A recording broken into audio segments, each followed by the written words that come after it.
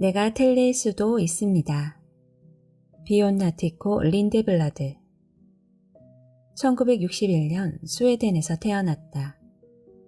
대학 졸업 후 다국적 기업에서 근무하며 26살에 임원으로 지명되었지만 호련히 그 자리를 포기하고 사직서를 냈다. 그 후 태국 밀림의 숲속 사원에 귀의해 나티코, 즉 지혜가 자라는 자라는 법명을 받고 파란 눈의 스님이 되어 17년간 수행했다. 승려로서 지킬 엄격한 계율조차 편안해지는 경지에 이르자 46의 나이에 사원을 떠나기로 하고 승복을 벗었다. 환속 후에는 사람들에게 혼란스러운 일상 속에서도 마음의 고요를 지키며 살아가는 법을 전하기 시작했다. 진정한 자유와 평화에 대한 유쾌하고 깊은 통찰력으로 스웨덴인들에게 널리 사랑받던 그는 2018년 루게릭병을 진단받았다. 급격히 몸의 기능을 잃어가면서도 사람들에게 용기와 위로를 계속해서 전했던 그는 2022년 1월 망설임도 두려움도 없이 떠난다는 말 한마디를 남기고 숨을 거두었다. 내가 틀릴 수도 있습니다는 나티코의 이야기와 가르침을 담은 처음이자 마지막 책이다. 2020년 말 스웨덴에서 출간되어 독자들의 열광 속에 그 해의 베스트셀러가 된 이 책은 30만 부 판매되었고 세계 25개국에 판권이 수출되었다. 프롤로그. 가장 소중한 것 단 한 가지. 사원을 떠나 환속하고 나서 스웨덴으로 돌아온 뒤 한 신문사와 인터뷰를 했습니다. 그들은 제 남다른 인생 여정을 자세히 알고 싶어 하더군요. 특히 왜 출세가도를 달리던 삶을 버리고 머리를 깎고 밀림으로 들어가 낯선 사람들과 지냈는지 궁금해했습니다. 대화를 나누다가 기자가 핵심을 찌르는 질문을 하나 던졌습니다. 17년 동안 승려로 살면서 배운 가장 중요한 가르침은 무엇입니까? 갑작스러운 질문에 당황해서 선뜻 대답하지 못했습니다. 무슨 말이든 해야 했지만 이 질문에는 서둘러서 답변하고 싶지 않았죠. 제 맞은편에 앉은 기자는 인생의 영적인 면에 큰 관심이 있는 사람처럼 보이진 않았습니다. 제가 승려로 살면서 포기했던 것을 다 알려주면 충격받을 게 뻔했죠. 수행하는 동안 저는 돈 한 푼 쓰지 않았고 선교나 자위도 하지 않았으며 텔레비전이나 소설책을 접하지도 않았습니다. 술을 마시지 않았고 가족도 멀리했으며 효율도 없었고 현대 문명의 이기를 누리지도 않았죠. 새벽 3시에 일어났고 하루 한 끼 주어진 음식을 주어진 만큼 먹으며 지냈습니다. 17년 동안 자발적으로. 그렇게 해서 제가 무엇을 얻었을까요? 저는 대충 둘러대고 싶지 않았습니다. 제가 본 것을 곧이곧대로 전하고 싶었습니다. 그래서 잠시 말을 멈추고 제 내면을 깊숙이 들여다보았습니다. 얼마 지나지 않아 제 안에서 답변이 저절로 떠올랐습니다. 17년 동안 깨달음을 얻고자 수행에 매진한 결과 머릿속에 떠오른 생각을 다 믿지는 않게 되었습니다. 그게 제가 얻은 초능력입니다.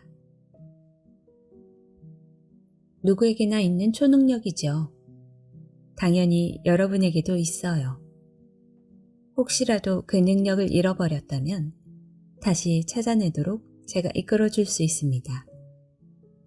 저는 영적으로 또 개인적으로 성장하고자 오랫동안 부단히 노력했습니다. 그 과정에서 배운 것을 함께 나눌 기회가 참 많았다는 점에서 저는 진정으로 복받은 사람입니다. 그런 기회가 주어질 때마다 깊은 의미를 발견하곤 했습니다. 제게 주어진 많은 기회가 삶을 더 순조롭게, 저답게 살아갈 수 있도록 도와주었습니다. 바라건대 이 책이 여러분으로 하여금 삶을 더 순조롭게 자기답게 살아갈 수 있게 도와주었으면 합니다. 이 책에 담긴 지혜 중 몇 가지는 제 삶의 중추였습니다. 생각보다 일찍 죽을 날을 받아든 지난 몇 년간은 더욱 그러했죠. 여기가 모든 것이 끝나는 곳이 될 것입니다. 아니, 어쩌면 시작하는 곳이 될 수도 있고요. 알아차리다. 8살 때였습니다. 스웨덴 남동부 해안에 있는 칼스크로나 외곽의 한 섬에 자리 잡은 할머니 댁에서 평소처럼 제일 먼저 일어난 뒤 혼자 어슬렁거리며 동생 닐스가 일어나길 기다렸죠. 그런데 부엌 창문을 바라보던 저는 우뚝 멈췄습니다.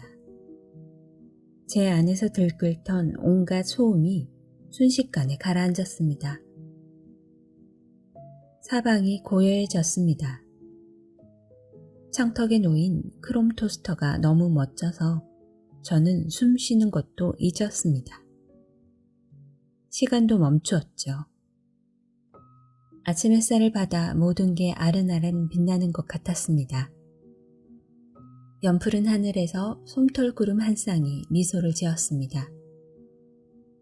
창밖에 우뚝 솟은 자작나무가 반짝이는 이파리를 흔들었습니다. 어디를 봐도 눈부시게 아름다웠습니다. 그때는 제가 느낀 것을 언어로 표현하지 않았는데 지금은 왠지 하고 싶습니다. 마치 온 세상이 제게 집에 온 걸 환영해 라고 속삭이는 듯 했습니다. 이 행성에서 난생 처음으로 마음이 더할 수 없이 편안했습니다. 아무 생각 없이 지금 여기에 온전히 존재하고 있었죠. 눈물이 고이고 가슴이 따뜻해졌습니다. 지금 생각해보면 그것이 감사가 아니었을까 싶어요. 그 기분이 영원히 적어도 아주 오랫동안 지속되길 간절히 바랐습니다. 물론 그 바람은 이루어지지 않았죠. 그래도 그날 아침의 기억은 어제 일처럼 아주 생생합니다.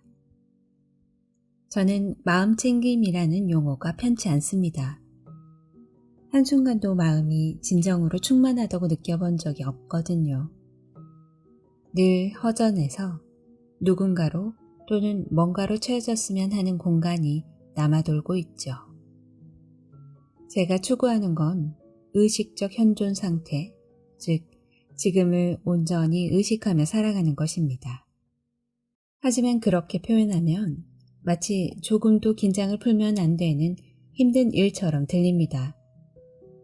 그런 이유로 저는 알아차림이라고 말하는 게 더 좋습니다. 우리는 점차 알아차리며 그리고 알아차린 채로 머무르며 알아차림과 하나가 됩니다. 칼스크로나에서 토스터 옆에 서 있던 그날 아침, 제게도 알아차림이 일어났습니다. 그 느낌을 표현하자면 뭔가 부드러운 것에 포근히 기대는 듯한 기분입니다. 생각, 느낌, 신체 감각 등 모든 것이 있는 그대로 존재합니다. 그 안에서 우리는 더 큰 존재가 됩니다. 우리 내면과 주변 세상에서 미처 의식하지 못하던 것들을 더 많이 알아차리게 됩니다.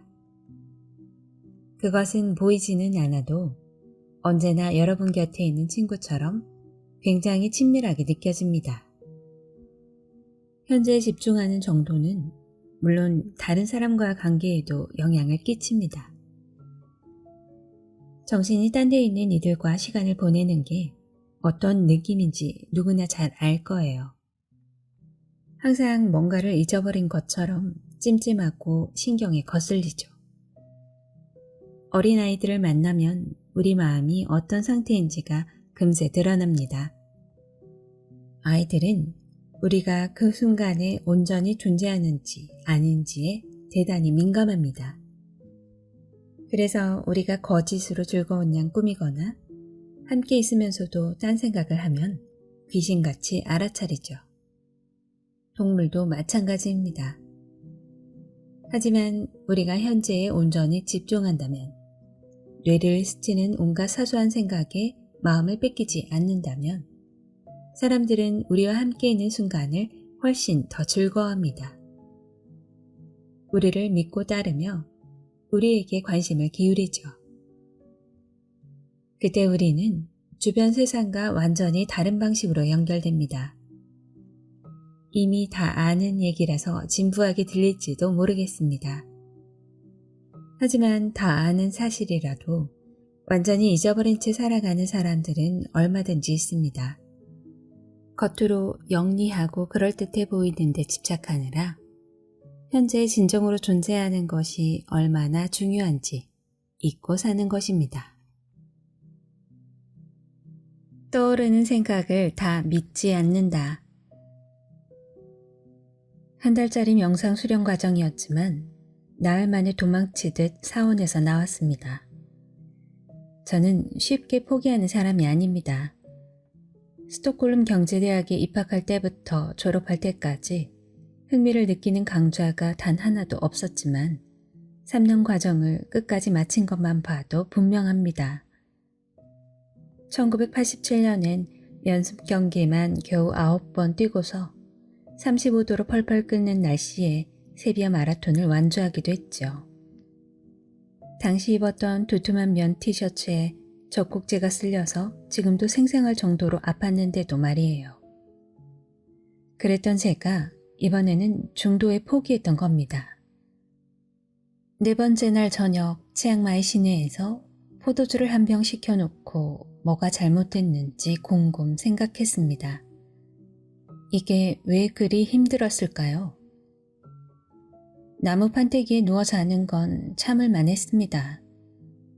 말을 못하는 것도 견딜 수 있었죠. 꼭두 새벽에 일어나는 것도 괜찮았습니다. 형편없는 음식이나마 배불리 먹지 못하는 것도 넘어갈 수 있었습니다. 하지만 사실상 아무런 제지도 받지 않은 채 쉼없이 떠들고 울먹이고 비난하고 비판하고 독소를 날리고 의문을 제기하고 불평을 일삼는 내 생각과 홀로 마주하는 것, 그것은 참을 수 없었습니다. 제가 아무리 진정시키려 애써도 제 마음은 끊임없이 인신공격과 자기회의로 반격을 가했습니다. 그 와중에 제 안에서 뭔가가 깨어나긴 했습니다. 더는 이런 식으로 살고 싶지 않다는 마음이 분명해진 것입니다. 자기 자신을 즐거운 마음으로 마주할 수 없다면 보통 문제가 아닙니다. 결국 그 자리에서 저 자신과 협상을 시도했습니다. 앞으로는 일단 나 자신이 좀 더 견디기 쉬운 사람이 되는 거야. 내 모습을 좀 더 편하게 대하는 사람, 내 생각에 지배되지 않는 사람, 그리고 언젠가 내 자신과 좋은 친구가 될 수 있는 사람 말이야.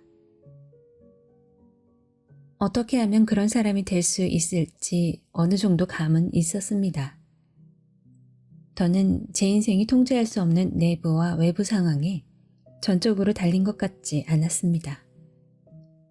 그리고 적어도 슬픔이나 불안감이나 외로움이 밀려들 때 호흡에 집중하면 좋다는 사실은 체득했습니다.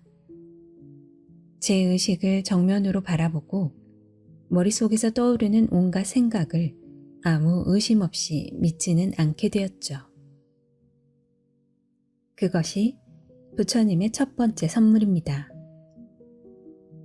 얼마 뒤 결국 사주 과정을 마치려고 그 시끌벅적한 작은 마을의 사원으로 돌아갔습니다. 제가 내린 제일 힘든 결정이었습니다. 중간에 2번이나 더 포기하고 다시 돌아간 끝에 기어이 끝까지 마칠 수 있었습니다. 타나시라는 중국인 스승이 있었는데 그만두겠다고 할 때마다 웃으며 위로해 주셨죠.